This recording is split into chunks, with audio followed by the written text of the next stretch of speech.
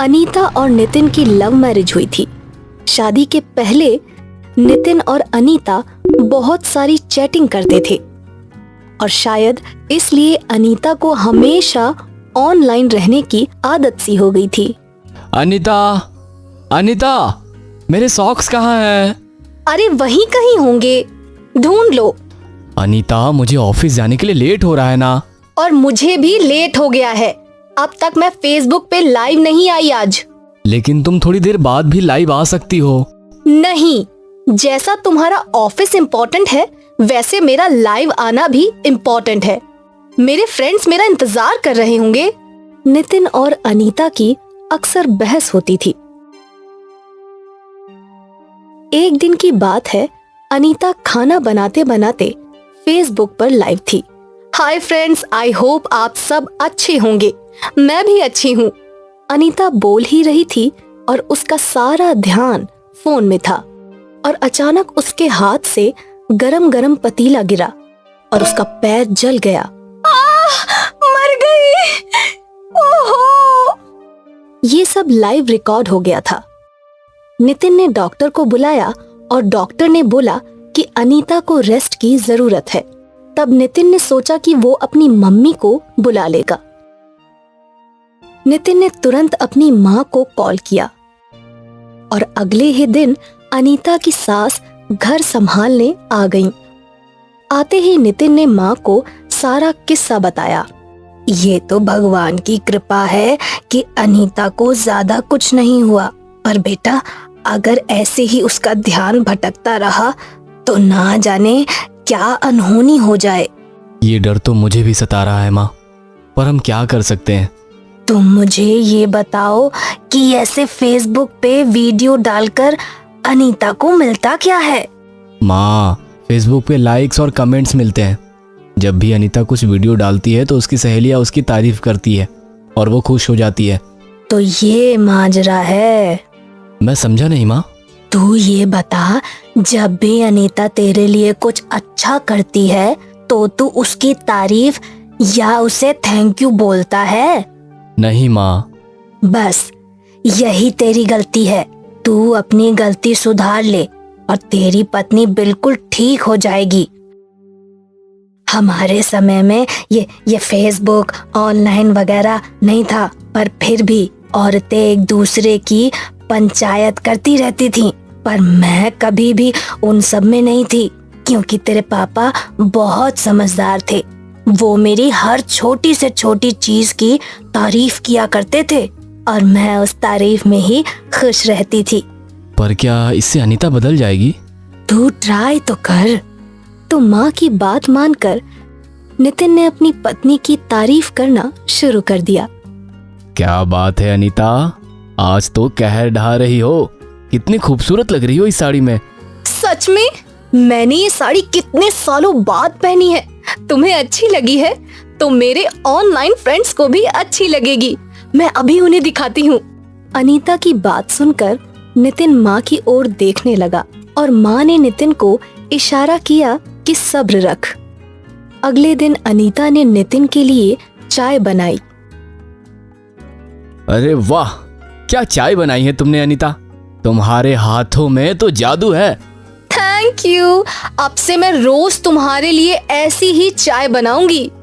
अपनी चाय की तारीफ सुनकर अनीता बहुत खुश थी और नितिन और माँ का प्लान काम करने लगा। अब अनीता हमेशा कुछ न कुछ बनाया करती थी। कभी खाना बनाती तो कभी घर के डेकोरेशन की चीजें, और नितिन भी अनीता की बहुत सारी तारीफ किया करता था। धीरे धीरे अनीता ऑनलाइन बहुत कम जाने लगी। माँ और नितिन की तारीफ और प्यार से वो खुश थी। एक दिन अनीता बाजार गई थी और नितिन और माँ बातचीत कर रहे थे। माँ, तुम्हारा प्लान तो सक्सेसफुल रहा। क्यों नहीं रहता? अरे मेरे सालों का तजुर्बा जो है। और पता है माँ, मैं और अनीता आजकल झगड़ा भी नहीं करते। बहुत अच्छे बेटा। और मैं देख रही हूँ कि आजकल अनीता बहुत कम फोन पे रहती है। सब तुम्हारी वजह से। थैंक यू माँ। ये सब दरवाजे पर खड़ी अनीता सुन रही थी।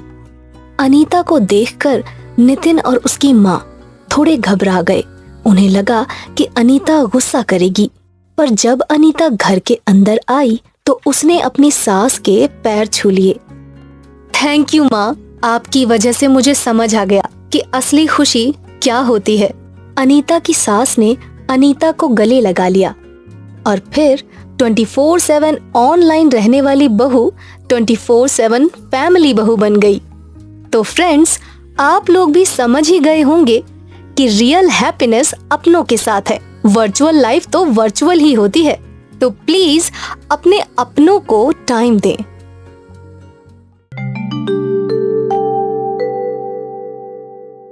बरखा का बड़ा सपना था कि उसकी बेटी नीलम पढ़ लिखकर एक बड़ी अफसर बने, पर जब भी बरखा नीलम की पढ़ाई के लिए पैसे जमा करती, उसका शराबी पति विमल रुपए चुरा लिया करता था।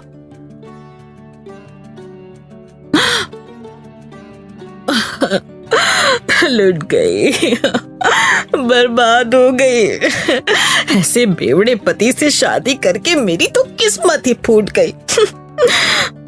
तेरी भी किस्मत फूटी है, तू कभी पढ़ लिख कर बड़ी नहीं हो सकती। ऐसा क्यों बोल रही हो माँ? तेरा शराबी बाप तेरी पढ़ाई के लिए जमा किए हुए सारे पैसे चुरा लेता है, तो तू कैसे पढ़ेगी?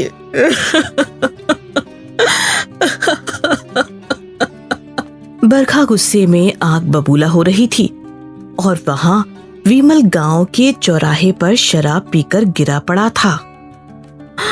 मेरा तो नसीब ही फूट गया। हे भगवान, मेरा तो नसीब बिल्कुल फूट गया इसके चक्कर में। अरे दीदी, आप यहाँ रो रो कर जी जला रही हो और वो वहाँ आपके पतिदेव चौराहे पे लोट पोट करके आपकी इज्जत उतार रहे हैं। ये सुनते ही बरखा और नीलम दोनों चौराहे पर गए और वहां उन लोगों ने विमल को बेहोश पाया। दोनों मिलकर विमल को घर ले आए। अगले दिन हमेशा की तरह बरखा अपने पति को कोसने लगी। तुम्हें कुछ लाज लज्जा है कि नहीं? बेटी के पढ़ाई के लिए जमाए हुए पैसों से शराब पीते हुए शर्म नहीं आती? अब तो लगता है इसे घर बैठना पड़ेगा। मेरी बेटी पढ़ेगी, बहुत पढ़ेगी और बड़ी ऑफिसर बनेगी। हाँ हाँ, बहुत बड़ी बनेगी, पर अगर तुम इसे बनने दो तो इससे तो अच्छा होता कि इसका बाप ही ना होता। बीवी की खिटपिट सुनकर विमल घर से चला गया और जाकर चौराहे पे बैठ गया। वो अकेले ही बड़बड़ा रहा था। तभी उसके बगल में एक ठगा के बैठ गया जिसका नाम था कल्लू। आओ आओ, सट्टा लगाओ, जो भी जीतेगा दुगुना दाम मिलेगा। आओ आओ आओ। वहां एक गांव वाला आया। भाई, करना क्या है? ज्यादा कुछ नहीं, मुझसे सांप सीढ़ी में जीतना है और दुगुने पैसे तुम्हारे। बस, मैं तो सांप सीढ़ी में चैंपियन हूँ, मेरे 20 रुपए। वो गांव वाला कल्लू के साथ सांप सीढ़ी खेलने लगा। विमल और गांव वाले दोनों को गौर से देखने लगे।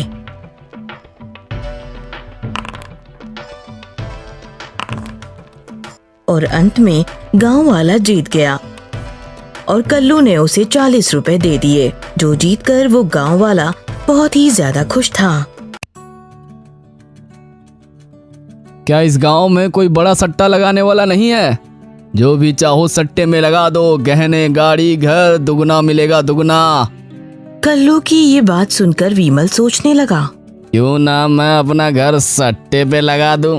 जीत तो मैं जाऊंगा ही, फिर मुझे एक और घर मिलेगा जिसे बेचकर सारे पैसे नीलम की पढ़ाई के लिए दे दूंगा। फिर बरखा की किटकिट भी नहीं रहेगी। मैं लगाऊंगा बड़ा सट्टा, मैं। हाँ भाई, क्या लगाओगे? मेरे घर। ये सुनकर कल्लू बहुत खुश हुआ और उन दोनों ने सांप सीढ़ी खेलना शुरू कर दिया। सारे आसपास के लोग सांप सीढ़ी पे नजरें गड़ाए बैठे थे। विमल को लग रहा था कि वो जीतने वाला है, पर अंत में खेल उलट गया।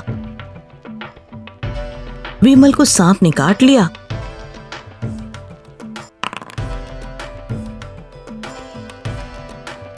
और कल्लू खेल जीत गया। अब तुम्हारा घर मेरा हुआ।